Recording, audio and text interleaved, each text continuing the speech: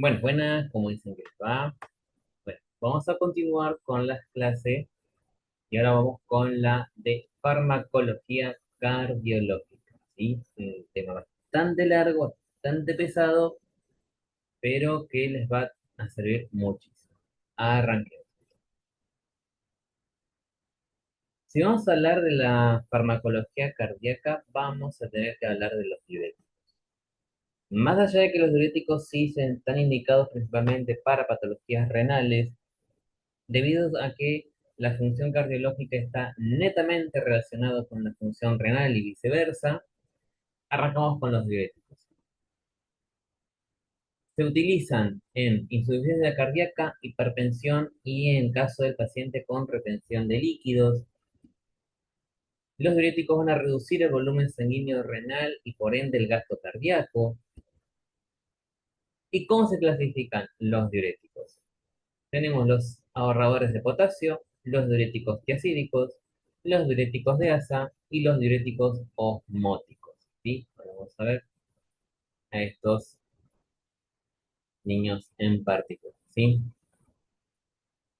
Arrancamos con los diuréticos ahorradores de potasio. Como el nombre lo dice, van a retener potasio.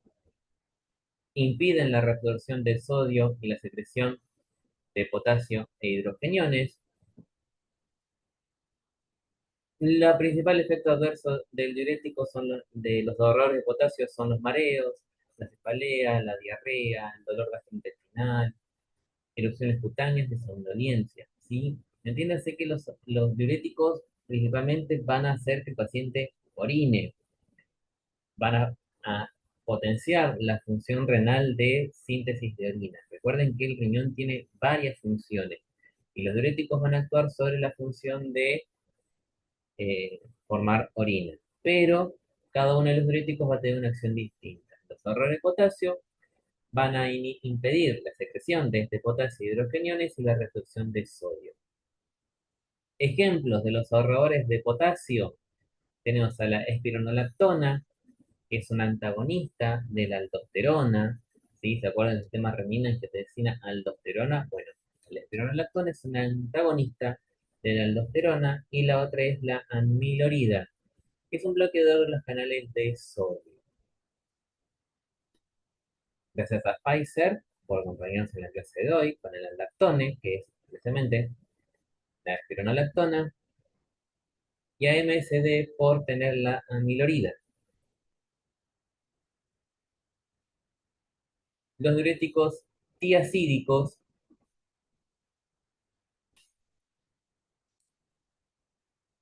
son inhibidores del transporte del cloruro de sodio en la rama ascendente gruesa de la Henle.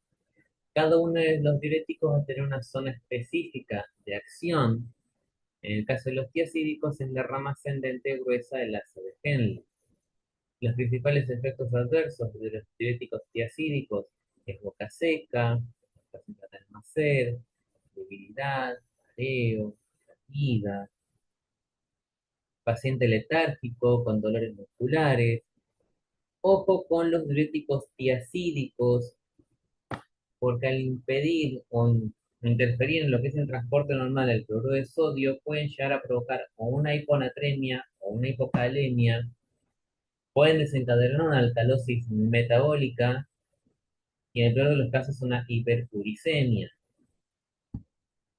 Los ejemplos de los diuréticos tiacídicos en la hidroclorotiazida, ¿sí? Que es la estrella, y la indapamida.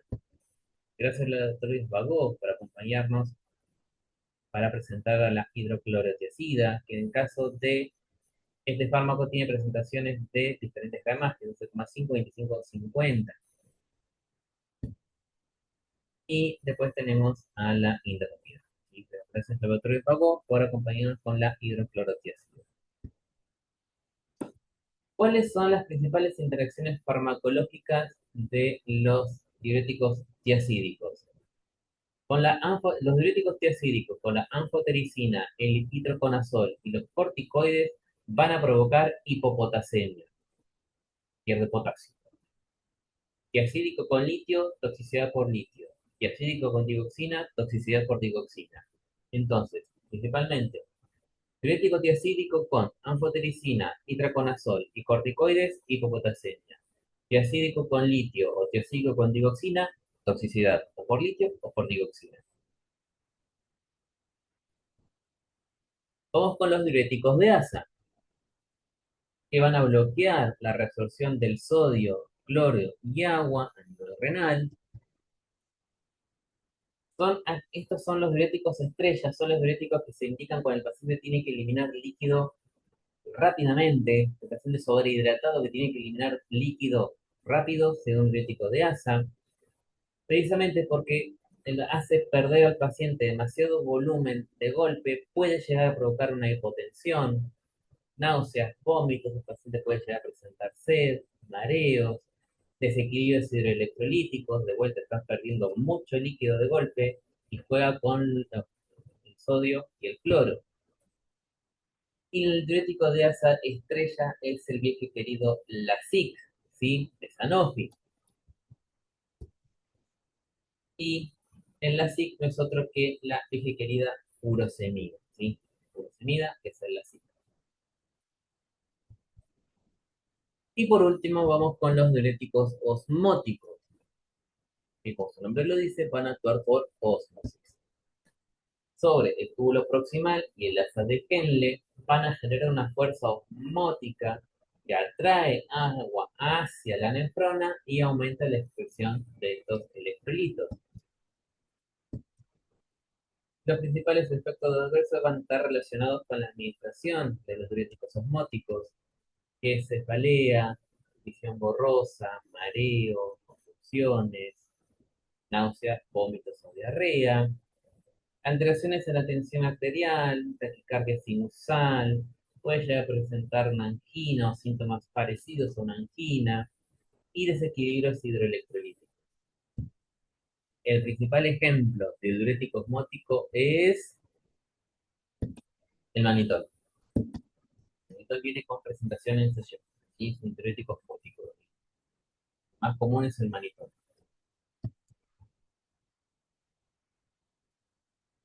Es en qué región de la nefrona actúa cada uno de los diuréticos. Están los inhibidores de la anhidrasa carbónica también. Estos actúan a nivel del túbulo contorneado proximal, del glomérulo, pero no se suelen ver mucho, pero yo se los menciono porque sí, pues sí quédense con los diuréticos. ¿Cuáles son los cuidados de enfermería relacionados con los diuréticos? Principalmente control de signos vitales.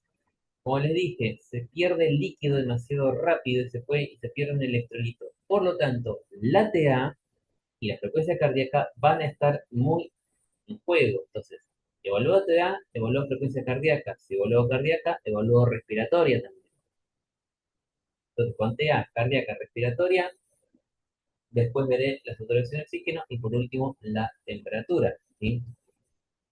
Tengo al paciente en balance, sí o sí. Paciente que recibe diurético es paciente que está en balance. El paciente cardiológico principalmente está en balance. Diurético, balance. Al paciente lo pongo en balance.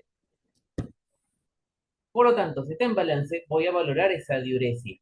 ¿Cuánto orina? ¿Cada cuánto orina? ¿Qué características tiene esa orina? El color, el olor, ¿sí? La densidad. Voy a valorar esa diuresis y la voy a registrar. ¿Por qué? Porque el paciente está en balance. Y por favor, por el amor santo del espíritu, administrarlo correctamente, en tiempo. Explicarle al paciente por qué se le administra el diurético, ¿sí? No es que el paciente, tomate esto que te ayuda a hacer pis. No, es el por qué se lo tiene que tomar, ¿sí? Eso también es tarea del estudio.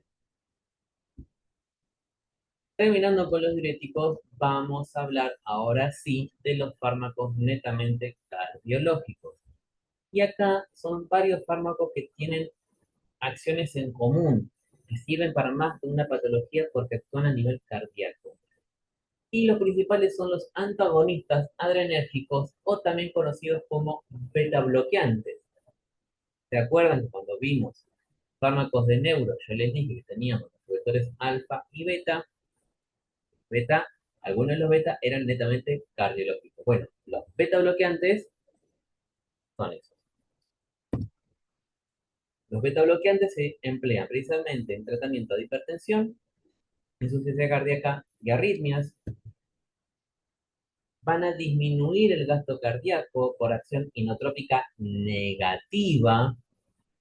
Los principales efectos adversos son la somnolencia, la depresión, la sequedad de ojos, de boca, de piel, astenia, ligera bradicardia, paciente con broncoespasmo, y el paciente presenta manos y pies fríos. Ejemplo de los betabloqueantes: atenolol, carvedilol, ¿sí? Gracias al laboratorio Gador por acompañarnos teniendo el atenolol y el carvedilol, ¿sí? Atenolol, carvedilol. Todo lo que termine en LOL es un beta bloqueante.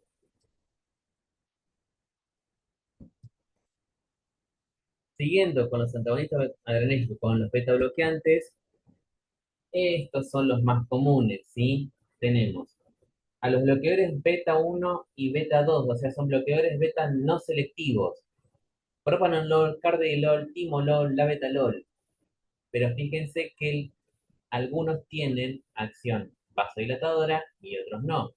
El carvedilol sí, el labetalol sí. Y después tenés a los bloqueadores beta 1 selectivos, por lo tanto van a actuar a nivel beta, que actúan a nivel cardíaco, que son los beta selectivos. Atenolol, metoprolol, bisoprolol y el nebivolol, ¿sí? De los cuales el único que tiene acción vasodilatadora es el nebivolol. Pero además, el único que además de tener una acción beta no selectiva, tiene acción alfa bloqueante es el carvedilol. Va a actuar tanto a nivel cardíaco, específicamente en los receptores alfa, y va a actuar tanto a nivel cardíaco como respiratorio en los beta no selectivos. Y a su vez, el carvedilol tiene acción vasodilatadora. ¿Sí? La estrella es el carvedilol. Pero de vuelta, todo beta bloqueante: propanolol, carvedilol, timolol, labetalol, atenolol, metoprolol, bisoprolol, nebivolol, todo lo que termina en LOL.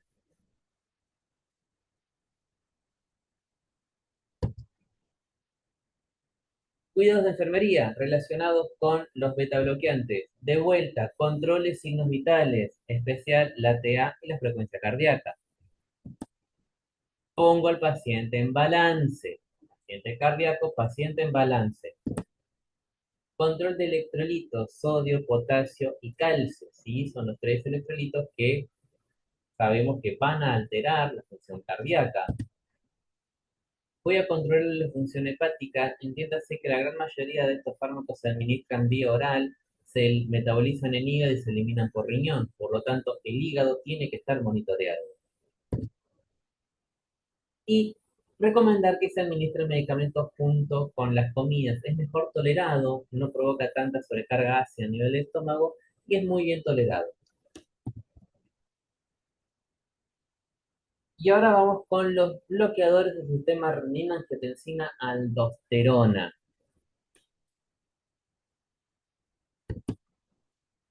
Teniendo acá dos grandes familias: a los inhibidores de la enzima convertidora de angiotensina, los IECA, que se van a emplear en hipertensión e insuficiencia cardíaca, van a reducir la tensión arterial al evitar la conversión de la angiotensina 1 en angiotensina 2. Los principales efectos adversos: todo IECA provoca tos seca. Puede llegar a provocar también diarrea líquida, náuseas, mareo, dolor muscular, pero sobre todo tos seca. ¿Por qué? Porque ¿dónde ocurre la conversión de la angiotensina 1 en la angiotensina 2? Es en el epitelio pulmonar.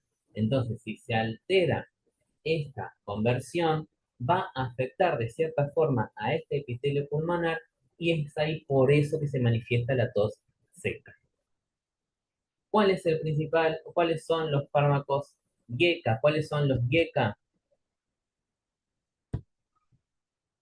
Enalapril, perindopril, ramipril, captopril. Gracias al laboratorio de Romer por traernos al enalapril. Fíjense, Enalapril, perindopril, ramipril, captopril, toda la familia de los pril. Todo lo que termina en pril es un YECA.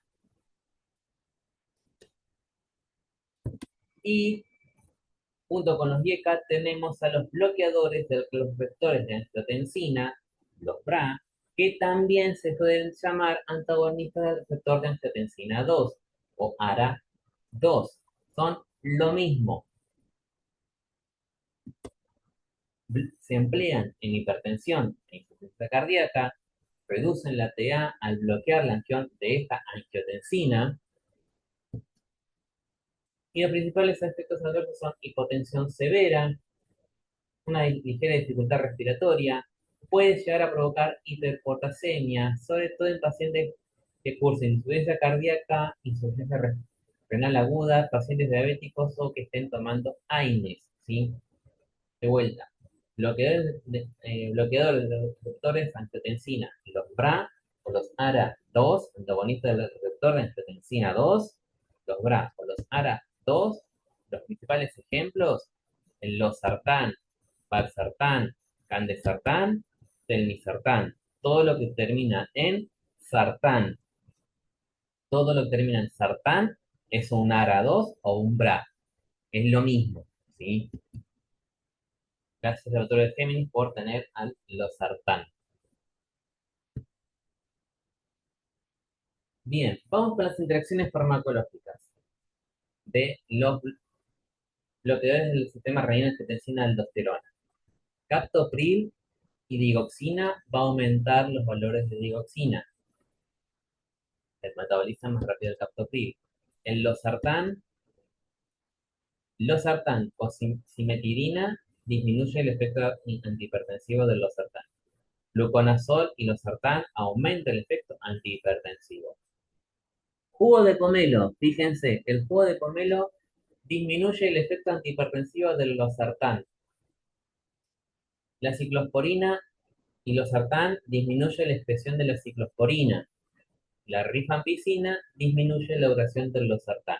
Quiere decir que en el caso de la rifampicina, si se toma junto con el losartán es metabolizado más rápido que la rifampicina.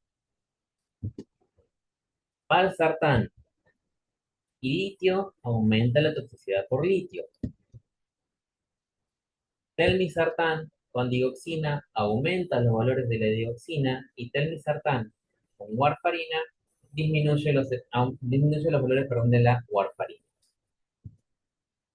Cuidados de enfermería relacionados con los bloqueadores del sistema renina-angiotensina-aldosterona, sean YECA o BRA, control de signos vitales, en especial la TA. Se debe controlar luego de 2 horas de administrado el fármaco. Controlar los edemas en miembros inferiores. Colocar al paciente en posición supina. Evitar el consumo de alcohol. Atención a las interacciones medicamentosas. Y obviamente el paciente lo puse en balance. Vamos con ahora los bloqueadores de los canales de calcio. Se utilizan en insuficiencia cardíaca, hipertensión y arritmias. Reducen el ingreso del calcio al músculo cardíaco y a las paredes vasculares. Los principales efectos adversos que tienen estos fármacos son cefalea, cansancio, rubor, pueden llegar a provocar úlcera gástrica y edema en miembros inferiores. Y los ejemplos de bloqueadores de los canales de calcio, la amlodipina, que a su vez tiene acción, que actúa a nivel vascular, la nifedipina, el diltiazem y el verapamilo, que tiene acción vascular y cardíaca. Entiéndase que los bloqueadores de los canales de calcio pueden actuar o a nivel cardíaco o a nivel vascular, ¿sí? Producen ingreso del calcio al músculo cardíaco y a las paredes vasculares. El bloqueador de los canales de calcio que tiene mayor acción a nivel vascular es la amlodipina. El verapamilo actúa a nivel cardíaco y vascular. Se suelen asociar o se suele preferir uno sobre el otro, ¿sí? Pero, aunque se acuerden, la amlodipina, el diltiazem y el verapamilo, estamos bien. A su vez, El verapamilo es un fármaco clase 4 antiarrítmico. Clase Géminis por tener la amlodipina, Roemer por tener al diltiazem y Azanossi por tener el verapamilo.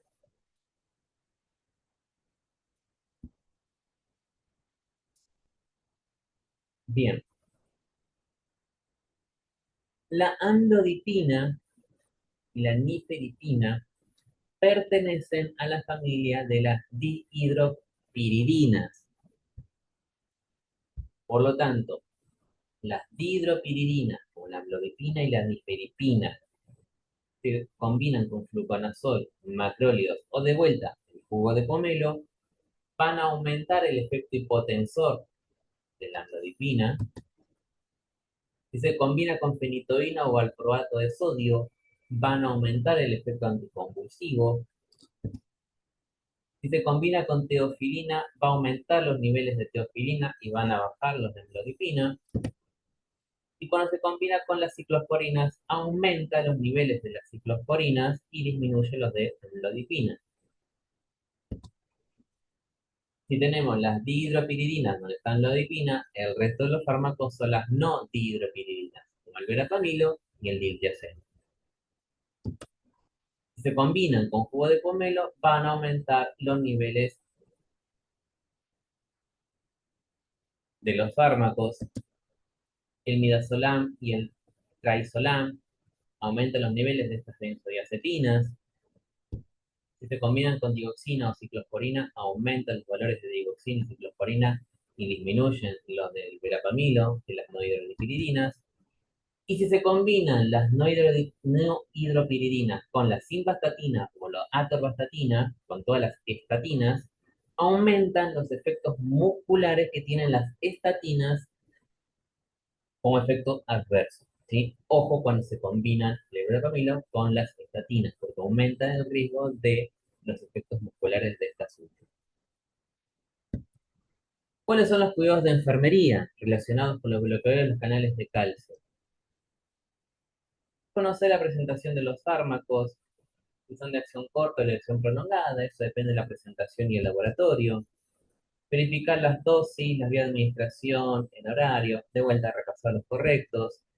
Controle signos vitales, en especial la TA, la frecuencia cardíaca, antes y después de administrar el fármaco de forma periódica.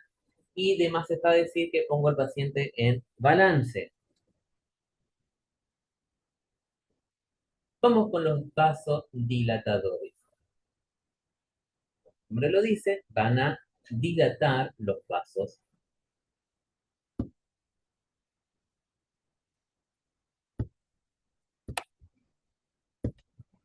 Se emplean en lo que es la hipertensión, la insuficiencia cardíaca y el infarto. Van a reducir la tensión arterial manteniendo relajado el músculo liso vascular, disminuyendo la resistencia periférica. Los principales efectos de los vasodilatadores va a ser una taquicardia refleja con retención de líquidos porque disminuye demasiado brusco la tensión arterial, entonces el corazón como reflejo va a empezar a latir más rápido y va a retener líquido para compensar esta hipotensión tan brusca y puede llegar a presentar toxicidad los vasodilatadores. Y el ejemplo más común de los dilatadores, en el caso para la hipertensión, el ejemplo más común es el nitroprusiato de sodio. En el caso de la insuficiencia cardíaca, son los nitratos, todos los nitratos. El más común es el mononitrato o el dinitrato de isosorbide, los más comunes. Y en el caso del infarto, los nitratos también, el mono o el dinitrato de isosorbide, pero en el caso específico del infarto, los nitratos que se emplea es la nitroglicerina. Entonces, los vasodilatadores que se emplean para la hipertensión es el nitroprusiato de sodio. En la insuficiencia cardíaca se utiliza nitrato. ¿Cuál es? El mono o el dinitrato de isosorbide. Y específicamente en el infarto, los nitratos que se emplean es la nitroglicerina. Los cuidados de enfermería relacionados con los vasodilatadores, de vuelta, son controles signos vitales, en especial la tensión arterial, la frecuencia cardíaca, la frecuencia respiratoria. Voy a valorar Godet, suele presentarse edemas en miembros inferiores en pacientes con vasodilatadores, por lo tanto, debo valorar Godet. Valorar los síntomas de intoxicación de los nitratos, comprobar la aparición de los efectos adversos durante el tratamiento, o sea, tengo que estar vigilando al paciente durante el tratamiento, por ende informar al paciente y a la familia del tratamiento, los efectos esperados, los efectos adversos. Vamos con los simpaticolíticos de acción central, que se emplean en el tratamiento de la hipertensión, la insuficiencia cardíaca y el infarto. Son los antagonistas alfa 1 adrenérgicos, o sea, son simpaticolíticos de acción central, o sea, que van en contra de lo que dice el simpático. Antagonistas alfa 1 adrenérgicos bloquean los receptores alfa 1, inhibiendo la liberación de noradrenalina, y los ejemplos más comunes son el prazosin y el doxazocin.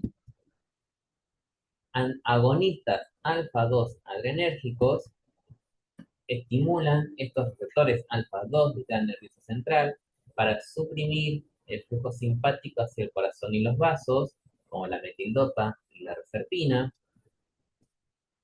Los principales efectos adversos de estos fármacos es sequedad de boca, sedación, hipertensión refleja. Más común es la metildopa. ¿Cuáles van a ser las opciones de enfermería relacionados? Estos fármacos se suelen administrar por bomba en vía central. Si se puede cambiar, valorar en la tolerancia oral. En el caso de que el paciente presente vómitos, valorar el estado de hidratación. Pero por lo general se administran por bomba. Vigilar la aparición de dolor de pecho, de cefalea. Control de signos vitales, de vuelta especialmente la TA, frecuencia cardíaca, frecuencia respiratoria. Pongo al paciente en balance, puede llegar a presentarse oliguria, por lo tanto el paciente tiene que estar en balance estricto.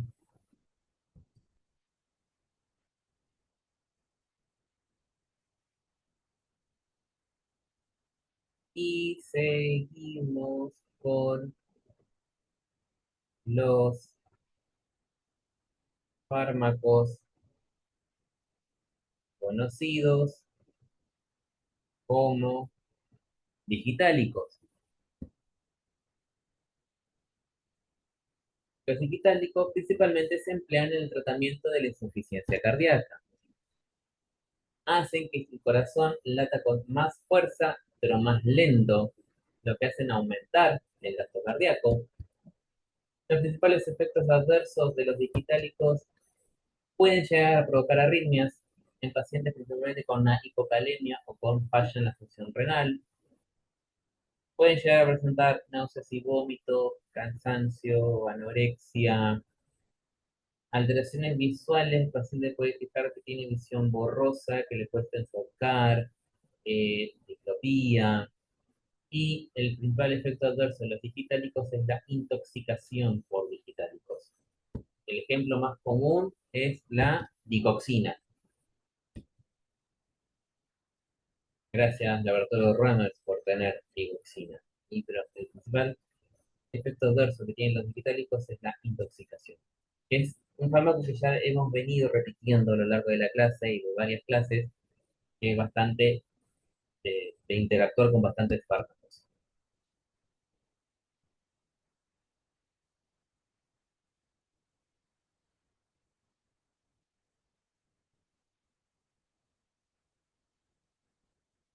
Las acciones de enfermería relacionadas con lo que es la administración de los digitálicos es hacer una correcta anamnesis, vigilar la aparición de estos efectos adversos, sobre todo de la intoxicación, controlar los valores de potasio en sangre por las interacciones que puede llegar a presentar antimetálicos. De vuelta, vigilar las interacciones medicamentosas, empezar con los antiácidos, antidiarreicos, ya que disminuyen la absorción. Y el paciente, por favor, está en balance estricto. Bien, hasta acá hacemos la primera parte. Ahora vamos a arrancar dentro de un ratito con la segunda parte para que no sea tan denso. ¿Sí? Vamos a ver lo que son los fármacos antiarrítmicos. Nos vemos en un ratito.